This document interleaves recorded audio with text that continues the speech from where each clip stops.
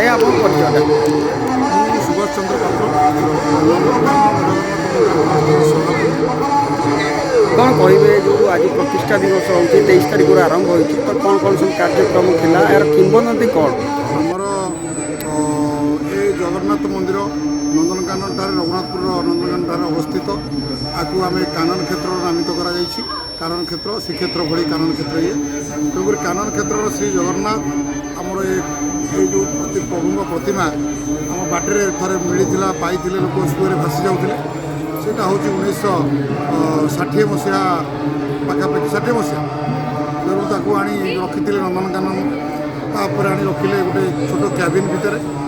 ତାପରେ 62 ମସିହାରେ ଚିନ୍ତା କଲେ ପ୍ରଭୁଙ୍କର ଦେଉଳ ତିଆରି କରିବା ପାଇଁ।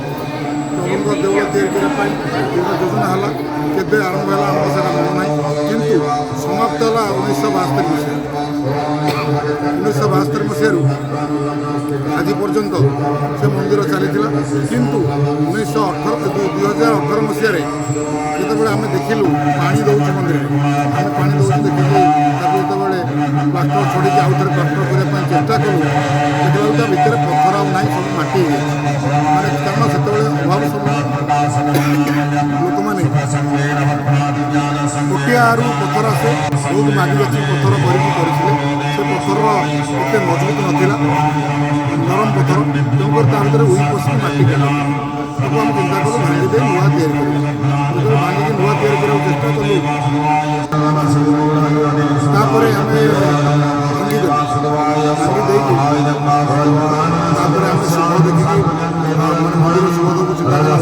ଆସିଗଲା କୋଭିଡ଼ ମହାମାରୀ ଆସିଗଲା, ଆମେ ଆଉ କିଛି କରିପାରିଲୁ।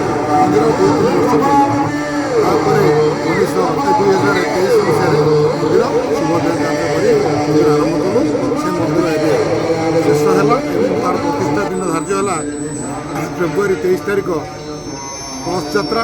ତାପରେ 24, 25, 26 ଯଜ୍ଞ। ଆମର 23 ସରି କଳସ ଯାତ୍ରା ବହୁତ ଜାକଜମକରେ ହେଲା।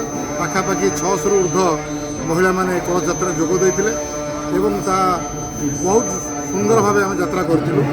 ଏବଂ ବାରଙ୍ଗ ଅଞ୍ଚଳରେ ଗୋଟେ ଇତିହାସ କହିଲେ ଅତ୍ୟୁକ୍ତି ହେବନି, ଆଜି ପର୍ଯ୍ୟନ୍ତ ଏତେ ବଡ଼ ଯାତ୍ରା କେହି କରିନଥିଲେ। ତାକୁ ଆଣି କଳସ ଯେମିତି ବିଧି ବ୍ୟବସ୍ଥା ଭିତରେ ଆମେ କଳସ ପ୍ରତିଷ୍ଠା କଲୁ ଏବଂ ଯଜ୍ଞ କାର୍ଯ୍ୟ ଆରମ୍ଭ ହେଲା। ଏବଂ ପ୍ରତିଦିନ ସାଂସ୍କୃତିକ କାର୍ଯ୍ୟକ୍ରମ ଯଥା ଭଜନ ସମାରୋହ, ପ୍ରବଚନ ଏବଂ ଛୋଟ ପିଲାମାନଙ୍କ ଦ୍ୱାରା ପ୍ରଭୁଙ୍କର ଓଡ଼ିଶୀ ନୃତ୍ୟ ଏବଂ ଦେବଦାସୀ ନୃତ୍ୟ ପ୍ରଦର୍ଶନ। ଆଜି ମଧ୍ୟ ଅନୁସୂୟାନାଥଙ୍କ ଦ୍ୱାରା ଭଜନ ପ୍ରଦର୍ଶନର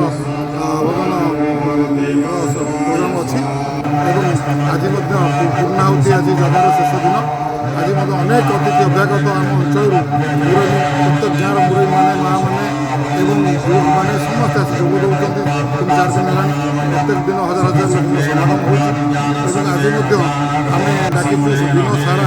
ଆଜି ସୁଦର୍ଶା ବ୍ରତ ଥିଲା ମାଙ୍କର, ସେ ତେଣୁକରି ଆଜି ବହୁତ ଲୋକଙ୍କ ସମାଗମ ସକାଳ ରାତି 4ଟାରୁ ଚାଲିଛି। ମୋର ଏବେ ସୁଦ୍ଧା ଦିନରେ ରାତିରେ ଦୁଇ ବେଳା ମଧ୍ୟ ପ୍ରସାଦ ସେବନ 8,000 ଲୋକଙ୍କର ପ୍ରସାଦ ସେବନ ଆଜ୍ଞା ଆପଣ ପରିଚୟଟା? ଜୟ ଜୟ ଜଗନ୍ନାଥ, ଜୟ ଜୟ ଜଗନ୍ନାଥ, ଜୟ ଜୟ ଜଗନ୍ନାଥ। ମୁଁ ହେଉଛି ବିଜୟ କୁମାର ପାତ୍ର, ସମ୍ପାଦକ ନନ୍ଦନକାନନ ଜଗନ୍ନାଥ ମନ୍ଦିର ଟ୍ରଷ୍ଟ। ଏ ଯେଉଁ ଜଗନ୍ନାଥ ସଂସ୍କୃତି ପରମ୍ପରା ଆମ ବିଶ୍ୱର ଅନନ୍ୟ, ସେଥିପାଇଁ ଉତ୍କଳୀୟ କଳା ଶୈଳୀରେ ଗଢ଼ା ହୋଇଛି ନନ୍ଦନକାନନର ମୁଖ୍ୟ ଫାଟକ ସମ୍ମୁଖରେ ଏହି ଜଗନ୍ନାଥ ମନ୍ଦିର। ଯେଉଁ ଜଗନ୍ନାଥ ମନ୍ଦିର ଏକ ଆକର୍ଷଣ, ଯାହା ପାଇଁ ଆଜି ଆମେ ଗର୍ବିତ। ଯେଉଁ ଆକର୍ଷଣ ନନ୍ଦନକାନନ ମୁଖ୍ୟ ଦ୍ୱାରରେ ଅବସ୍ଥିତ ଥିବାରୁ ହଜାର ହଜାର ପର୍ଯ୍ୟଟକଙ୍କ ସହିତ ଏଠାରେ ଏ ଅଞ୍ଚଳର ସର୍ବପୁରାତନ ଜଗନ୍ନାଥ ମନ୍ଦିର ଭାବରେ ପରିଚିତ। ଏଠାକାର ରଥଯାତ୍ରା, ଏଠାକାର ସବୁ ଯାନିଯାତ୍ରା ଅତି ସୁନ୍ଦର ଭାବରେ କରାଯାଏ, ଯାହାର ପୁରୀର ସମସ୍ତ ନୀତି ନିୟମ ଅନୁସାରେ ପାଳନ କରାଯାଏ। এই জগন্নাথ মন্দির পরিসরের সমস্ত দেবাদেবী মন্দির, কাশী বিশ্বনাথ মন্দির, বিমলা মন্দির, হনুমান মন্দির, গণেশ মন্দির, সবু প্রকার লক্ষ্মী মন্দির, সবু মন্দির অছি। যেমিতি পুরীর অছি, এটি সেইভাবে ভাবে অছি। এঠিকার পরম্পরা মধ্যে সেইভাবে। তা সহিত আজি যে জগন্নাথ মন্দির নূতন ভাবে প্রতিষ্ঠা করাগলা, সে পুরাতন মন্দির লা তাকে ভাঙ্গি নূতন ভাবে করাগলা। এই যে নূতন মন্দিরটি এক আকর্ষণীয় মন্দির হয়েছে, যা সমস্ত মনকে আকর্ষিত করবে। ମିଳିବ। ଜଗନ୍ନାଥ ପ୍ରେମୀମାନେ ଯେଉଁମାନେ ଅଛନ୍ତି ଜଗନ୍ନାଥଙ୍କୁ ଦେଖିଲେ ସେମାନେ ଖୁସି ହେଇଯିବେ ଯେ ପ୍ରଭୁ କେତେ ସୁନ୍ଦର ଭାବରେ ଏ ମନ୍ଦିରରେ ଅବସ୍ଥାନ କରିଛନ୍ତି।